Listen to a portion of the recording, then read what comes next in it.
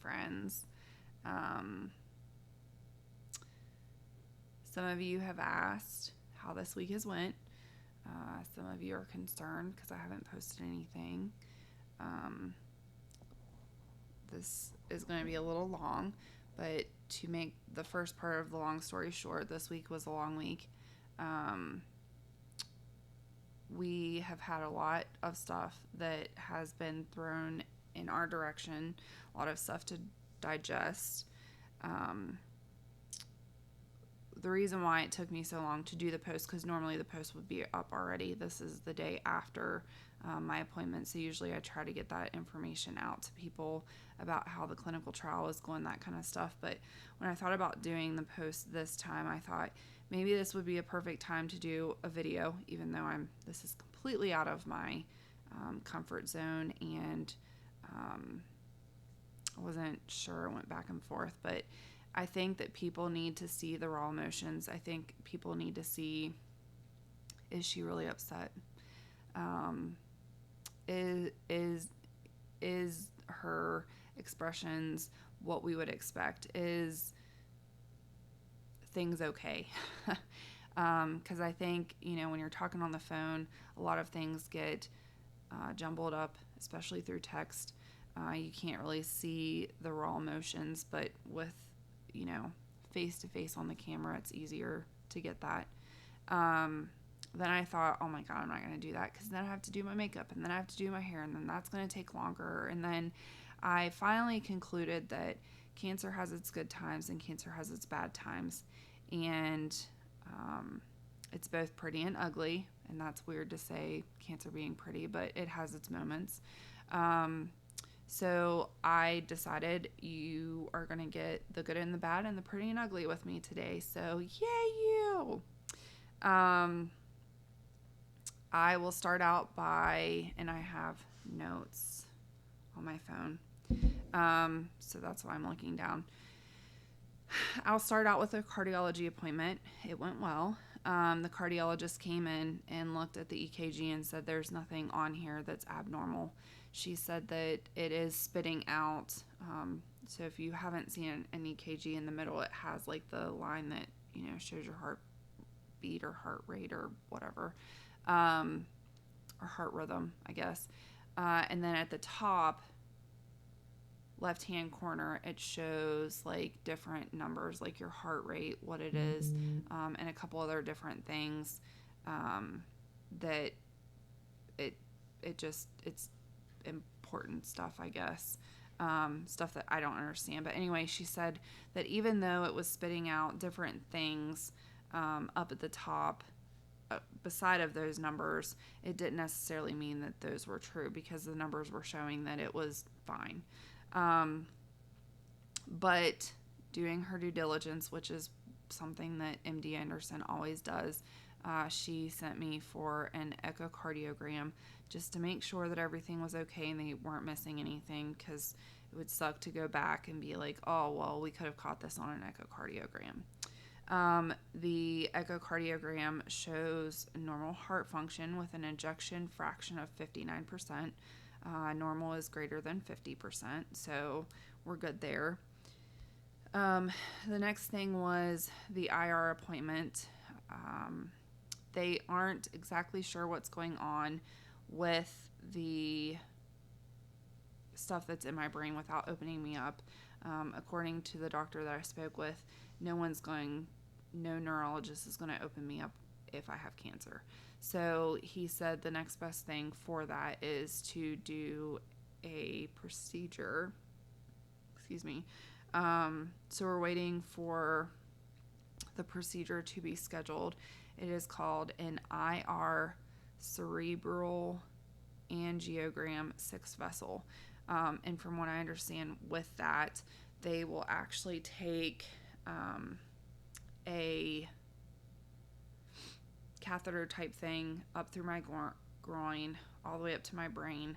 And then once they reach my brain, they're able to get a dye out. And when that dye goes out, it lights up the brain, so they can take pictures and get a better idea of how the flow is going and what the vessels are doing, and if there's an entanglement, if there's clots, whatever. So that's what is on future for that. He said that it's not very risky. And because of that, he suggests that we do it just so that we know in the future kind of what it's kind of a tool to see what we need to look for the future, or what we need to see for the future, and kind of what we need to watch out for now. I don't know when that's going to be, so we'll see what happens with that. The blood work I have done pretty much every time I'm at the hospital, sometimes multiple times. It shows good. There is platelets are low, but it's not super low. It was 120 something, went up to 173. Now it's 133. So it's platelets will roller coaster depending on different things. So I'm not worried about that, and they're not concerned about that. They said it's just fine. And now the ugly part. Yesterday during my appointment with Dr. Nying, I was kicked off the clinical trial. And I say kicked off because they weren't mean about it, obviously. But he did say that as of Tuesday evening at 9:30 when I took the last pill, that would be the last pill that I would take, and I would no longer take any more for the clinical trial. But let me go a little bit more into detail with some other things as well, so maybe you'll understand. For those of you that don't remember or that don't know in general, a CEA level is a tumor marker. Sometimes it can be very reliable. Sometimes it is not reliable at all. When I was first diagnosed in 2021, it was pretty reliable. It went up to, I think the highest was 64, and then it started trending down. And as long as it's trending down, you know, the treatment's working, the surgeries are working, that kind of stuff. When it starts trending up, that's when you kind of need to pay attention and say, you know, what is going on that could cause this, or is there any outside thing that can cause it? For example, surgery can cause it to go up a little bit, but then it'll come back down. So just to give you an idea, January and April of 2023, it was 1.2. June of 2023, it was 1.5. July 5th, it was 1.6, and July 25th, it shot up to 2.4. Even though it isn't super reliable this time around, if it goes up, you start to wonder, you know, what's going on. Is there other symptoms that you can kind of tie together? You know, are you bleeding more? Are you anemic? Are you having pain somewhere? Is something new happening that you can't really explain otherwise? Even the smallest things will tell you important things, and some of the issues I had going on were the result of what we found on the CT scan. The tumor in my right posterior pleural base lower lobe soft tissue was measuring 2.6 by 0.8 centimeters. It is now measuring 3 by 0.9 centimeters. So not a big jump, but a jump either way. The tumor in my liver was measuring 2.2 centimeters, and it's now measuring 2.9 centimeters.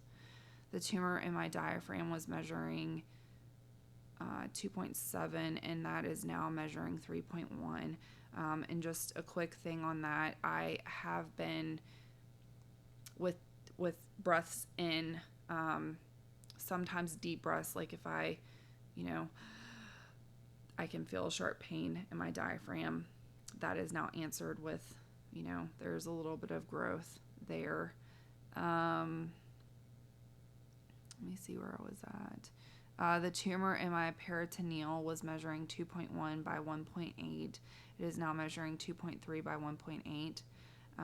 The tumors in my ovaries were measuring 3.9 centimeters and 3.6 centimeters. They are now measuring 4.5 centimeters and 5.4 centimeters. As of right now, there is no cancer showing in my bones, although the scans I had done is not specific to looking at the bones. So they had mentioned I had some issues in my ovary area, I guess, and it radiated to my back. So they were talking about possibly doing, another scan to check my back and make sure that everything was okay. But one person mentioned that, but nobody else has mentioned that. So I don't know if they're going to do that or not. But either way, so I guess some of you might be asking, what does this mean? She's being kicked off the clinical trial. The disease is progressing. Is she going to die? No, not right now.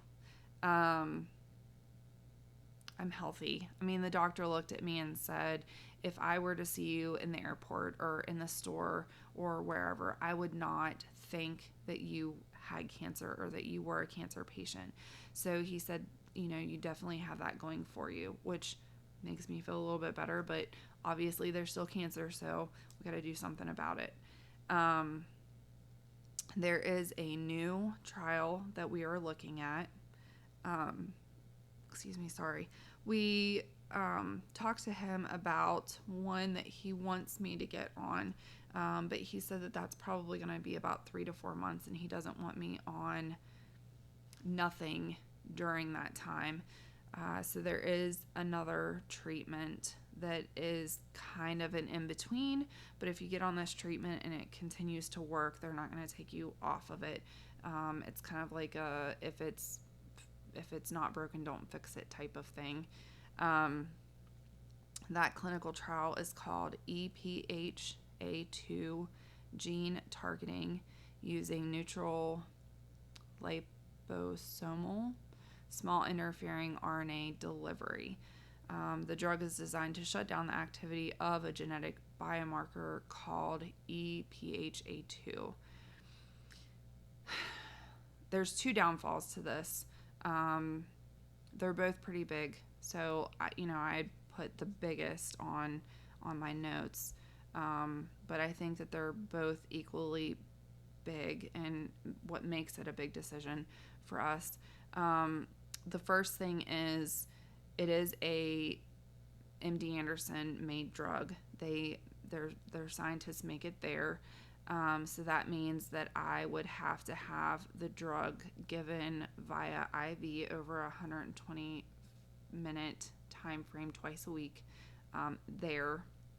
It would be either Monday and Thursday or Tuesday and Friday, which would mean I would have to be there either Monday, Tuesday, Wednesday, Thursday, possibly fly home Thursday night, Friday, and then come right back on Sunday.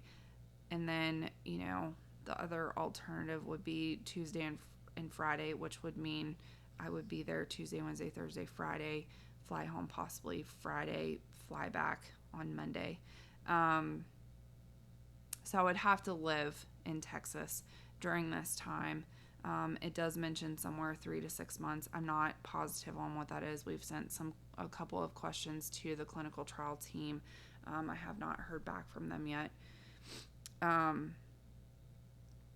But for anybody that flies frequently, or has flown frequently, it's exhausting.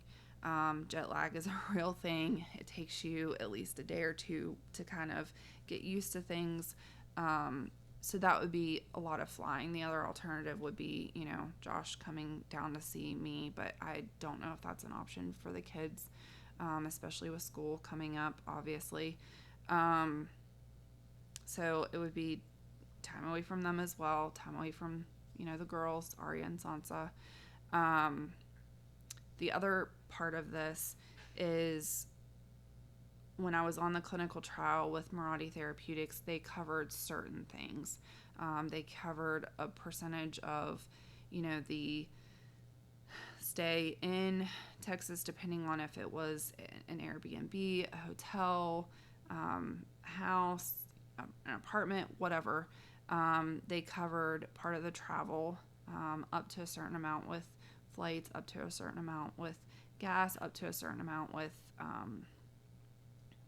parking at the hospital, just different things. Since this is an MD Anderson made drug, they do not have that kind of coverage. So if we were to go and do this, we would be on our own. This could be weeks. This could be months. If it continues to work, he's going to keep me on it. He did say that it is a possibility that he can give me some time off here and there, but to me that means, do the clinical trial, do this, for several months, and then maybe get a week off and then start doing it again. They obviously don't want me off of it too long. So that this is a huge decision for us. So Josh and I have not made a concrete decision. I flew in last night. He left yesterday morning for a meeting that he has to be at until Friday. So I will not see him until Friday evening late. Sunday I turned 36. So we have happier things to focus on. We have plans this weekend for my birthday weekend. So we're not going to bother with this. We have until next week to make the decision and go back to them and say, hey, this is, what we're thinking. If we do not want to do this, he will find us more options, or he'll look for more options. We just don't know what that is. It could be worse. It could be better. The last thing that I will add is I don't want people to be overly sad about this. This is obviously bad news. There is worse news. I could be being put on hospice. I could have, months or weeks to live. This is just it's growing a little bit. We're going to find another option. And that's kind of probably what this is going to be. My tumors are very mucinous, so it makes it difficult for, the chemo. The chemo couldn't do it. I don't know if people understand that or not, but when I had chemo back in 2021, they removed, part of my colon, and then did 6 treatments for the tumor, the infant size head at birth tumor in my liver, and it didn't touch it. So my tumors are very mucinous. It makes it very hard to treat. So this might be something that we continue doing. It might be, okay, well, this doesn't work for you, so let's pivot on, to this next option. Or, the good thing with MD Anderson is I have good doctors behind me. They're looking for options for me all the time. KRAS is a hard thing to treat. They haven't quite gotten that one down yet. And then on top of that, with the mucinous tumors, that makes it difficult as well. So I don't want people, I know people are going to be sad with this news because obviously it's growing, but I'm not crying. I don't know if it's because we've just gotten enough bad news that this is just another speed bump, or if the Zoloft is working that well. But I just don't want people to be super, super upset because I'm still positive. I still feel like we have a chance. I still feel like I'm going to outlive all of you. I do realize that, things could turn for the worst at any time, but I think things are going good still. If anybody has any questions, feel free to reach out to me. I am exhausted, physically, mentally, emotionally, so I probably will not answer phone calls. But if you want to text me, if you want to email me, if you want to send me a message on Facebook or Instagram or whatever, feel free. And I'll try to get back with you as soon as possible. And I hope everybody has a great weekend, and I will see you after I turn 36. Thanks, everybody.